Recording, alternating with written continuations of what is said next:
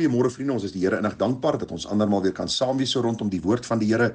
Die gebed van my hart is dat die Here vir ons ryklik sal saamseën terwyl ons tans besig is met hierdie reeksie aktuele onderwerpe, dat die Here ook vir ons wysheid en insig sal gee om u dan te begelei in die waarheid van sy woord en dat die waarheid van die woord sal seëvier.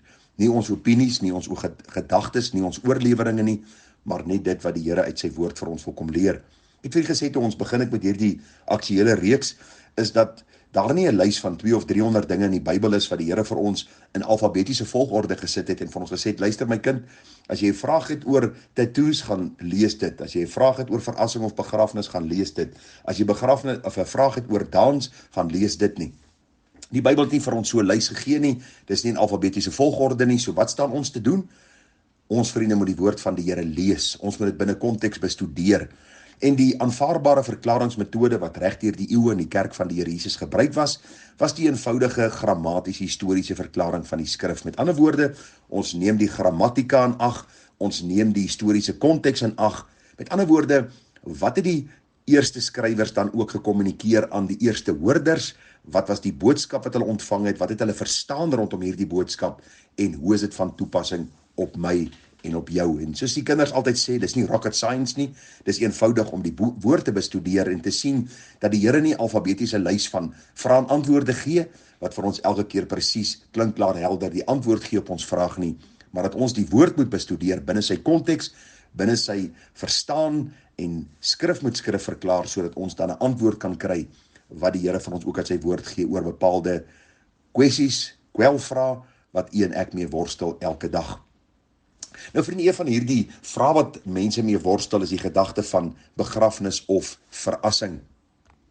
Nou vriende, hierdie is 'n redelike warm onderwerp wat onder kinders van die Here gedebatteer word en baie keer is daar vyandskap tussen kinders van die Here juis oor die saak omdat A so sê en B sê so en eintlik is hulle kwaad vir mekaar sonder rede, want daar is nie 'n klinkklaar helder antwoord in die Bybel oor die saak nie. Ek kan vir u sê, daar's baie mense wat verse uit die Ou Testament buite konteks, buite verband vat en sê, kyk, dis wat die Here sê, en daar's ander mense wat weer verse vat en sê, kyk, dis wat die Here sê, en die twee groepe stryd teenoor mekaar, en hulle kom nie by 'n vergelyk uit nie. Waarom nie?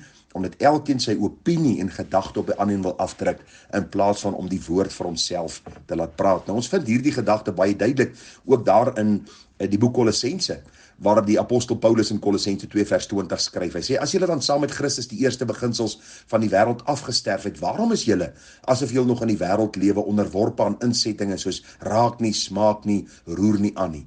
Almal dinge wat deur die gebruik bestem is om te vergaan, volgens die gebooie en leringe van mense, wat, alhoewel dit 'n skyn van wysheid het, 'n eie sinnige godsdiens en nederigheid en in gestrengheid in die liggaam geen waarde het nie, maar strek tot die versadiging van die vlees. So wat wil ek vir u sê, vriende? Daar is sekere vryheid in die Christelike kerk en wat die Here vir ons as sy kinders gee, wanneer dit kom by sekere kwessies wat die Bybel nie baie duidelik aanspreek nie. En een van hierdie sake is die gedagte van begrafnis of verrassing. Daar is nie 'n klinkklaar, helder, duidelik antwoord in die Bybel nie. En Dr. MacArthur skryf in een van sy boeke en hy sê hierdie volgende. Hy sê, wanneer ons besef dat alle liggame uiteindelik ontbind, is 'n liggaam wat veras word nie erger daaraan toe nie. Ons weet ook natuurlik dat God vir ons nuwe verheerlikte liggame kan gee, of gaan gee, of dit nou begrawe, verbrand, onthoof of in die see verdrink het. Wees dus verseker dat binne jou Christelike vryheid daar ook hierdie keuse is, watter opsie jy dan ten uitvoer wil bring. Nou vriende, ek wil vir u sê dat ons beleef 'n tyd waar begrafnisse eintlik 'n ding raak wat al hoe moeiliker is. Daar's baie begrafnisondernemers wat vir jou eenvoudig sê, luister, ek gaan nie na daardie bepaalde begrafplaas toe nie, daar is te veel rowe wat plaasvind, na die tyd as ons klaar die liggaam begrawe het, word daardie liggaam uitgegrou, die liggaam lê op die straat, die kus word gesteel, die klere word gesteel, en al hierdie dinge wat gebeur, dis aan die orde van die dag, u weet daarvan, ek weet daarvan, so die vraag is net, wat doen ons nou? Ons almal het groot geword met begrafnisse, en ek beveel nog steeds die begrafnisgedagte aan. Ek dink dit is goed om op 'n baie gepaste manier van jou geliefde afskeid te neem, deur daardie liggaam te begrawe, deur daar by die graf afskeid te neem van jou geliefde. En ag vriende, as dit nie kan gebeur nie, wil ek vir u sê, is dit nie sonde vir jou, of dan vir jou geliefdes nie. Die ding is, ek het met hoeveel mense te doen gekry, dan skryf die persoon in sy testament, ek wil begrawe word, en dan veras sy geliefdes hom. En dan skryf hy in sy testament, ek wil veras word, dan begrawe sy geliefdes hom. En die antwoord is, vriende, eenvoudig. Dis nie sonde vir jou, as jou geliefdes besluit om met jou liggaam te maak, teen jou wens, of teen dit wat jy gevra het nie. Dit gebeur vandag. Ons weet, ons beleef 'n tyd waar mense dinge doen, en baie keer doen jou geliefdes 'n ding, omdat hulle aanbeveel word om dit te doen, of omdat hulle vrees vir hulle lewens, as hulle na 'n bepaalde begrafplaas gaan. So, dit is nie sonde vir jou, of dan vir jou geliefdes nie. Vriende, dit is belangrik om te sien, dat daar 'n Christelike vryheid is, wanneer dit kom by sekere kwessies. Dit is vir my hartseer om te sien, dat baie ouer mense so bekommerd is oor hulle begrafnisboekie, maar hulle is nie bekommerd oor hulle siele nie, en dis vir my die kruks van die saak hier. Mense stry en hulle debatteer en hulle is kwaad vir ander mense en vir predikers, omdat hulle sê, maar luister, daar's 'n Christelike vryheid oor hierdie saak, en hulle is so kwaad en hulle is so ferm in hulle standpunt, dat hulle vergeet, dat die Here vir ons sê, daar in 1 Korintiërs, die 13de hoofstuk, het was vir my so mooi gewees, toe ek dit lees. Ek lees vir u wat staan in 1 Korintiërs 13 vers 3. Daar staan, en al sou ek my goed uitdeel, en al sou ek my liggaam oorgee om verbrand te word, en ek het nie die liefde nie, dan sou dit my niks baat nie. In die tyd van die apostel Paulus, was daar mense wat gedink het, as hulle liggame oorgee as martelare om verbrand te word, soos baie martelare oor die eeue verbrand is, dan het hulle hierdie status in die gemeente of status in die gemeenskap, en sou mense meer van hulle dink, en ag vriende, hoe belaglik eintlik. As jy dood is jy dood, jy weet nie wat aangaan nie, en wat mense van jou dink nie, maar daar was mense gewees, wat hierdie gesindheid gehandhaaf het, en nou sê Paulus, man, as jy nie die liefde het nie, is jy eintlik niks.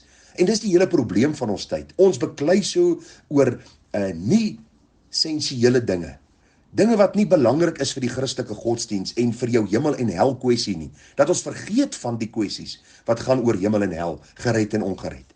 Daarom wil ek aan die einde van hierdie boodskap hier net vir jou sê, of jy nou laat begrawe, en of jy nou veras word, daar's nie sonde wat tot jou rekening toegevoeg word, na jou dood nie. As jy gesterf het, vriende, het jy gesterf, en so gaan jy voor God rekenskap gee. Die vraag wat ek jou wil vra is, voor jy sterwe, is jy seker, dat jy aan die Here behoort? Ek wil jou vra vanmôre, soos jy luister na hierdie boodskapie, kan jy met sekerheid sê, as ek vandag te sterwe kom, dat ek in die heerlikheid van die hemel sal wees? Jy kan net weet, as jy weergebore is. Wat is wedergeboorte? Dis wanneer God my geestelike lewe kom gee, en hierdie bewys van geestelike lewe is ek uitroep, Here, wees my sondaar genadig. Wanneer die Here my oë verlig vir my sonde, vir my verlorenheid, as hy my wys dat hy die enigste redder is, in Jesus Christus, ons geliefde seun, en die een wat vir ons gesterf het aan die kruis, die een wat vir ons sy lewe gegee het. Vriende, as ons dan uitroep om genade, sal ons gered word, en kan ons seker wees, as ons sterwe, sal ons by hom in sy heerlikheid wees. Die Bybel is baie, baie belangrik in hierdie saak, dat ons sal seker maak, ons bou op die rots Jesus Christus. Ons moet seker wees, ons bou op die rots Christus, en wanneer ons sterwe, dat ons hom in sy heerlikheid sal sien. So kom ons kom by die antwoord uit, die vraag oor begrafnis of verassing. Is daar 'n Bybelse vers wat vir my sê, ek moet begrawe word, of ek moet veras word, en die antwoord is nee. Daar is 'n Christelike vryheid. My aanbeveling is altyd om hierdie begrafnis te hou indien moontlik. Maar as u dit nie hou nie, as u die geliefde dan laat verbrand of veras, sê die Bybel nie, dis sonde nie, en wanneer die opstanding plaasvind, gaan lees 1 Korintiërs 15, sê die Bybel sal God die verheerlikte liggaam met die siel verenig, en so sal ons vir altyd by die Here wees. Ek lees vir u ten slotte net, wat staan daar in Openbaring, die laaste boek in die Bybel, die hoofstuk 20 vers 12 en verder. Daar staan, en ek het die dode klein en groot voor God sien staan, en die boek is geopen, en 'n ander boek, die boek van die lewe is geopen, en die dodes geoordeel na wat in die boeke geskryf is volgens hulle werke. Vers 13 is belangrik. En die see het die dode gegee wat daarin was, en die dood en die doderyk het die dode gegee wat daarin was, en hulle is geoordeel, elkeen volgens sy werk. En as bevind is, dat iemand nie opgeskryf was in die boek van die lewe nie, is hy in die poel van vuur gewerp. So die belangrikheid van die saak is, vriende, dat mense wat verdrink het, mense wat in die see beland het, heel moontlik deur seediere opgeëet is, deur 'n haai of wat ook al opgeëet is, die Bybel sê, hulle sal eendag voor God staan, die wat verbrand is, of dit nou gewilliglik was, of dit nou as martelaar was, of na sy dood was, hulle sal voor God staan. Die wat ontbind het in die graf op die normale manier, hulle sal voor God staan. Vriende, wat ook al en hoe ook al jy gesterf het en wat ook al daarna met jou oorskot gebeur het, die Bybel sê, by die oordeelsdag sal ons almal voor die Here gaan staan om rekenskap te gee.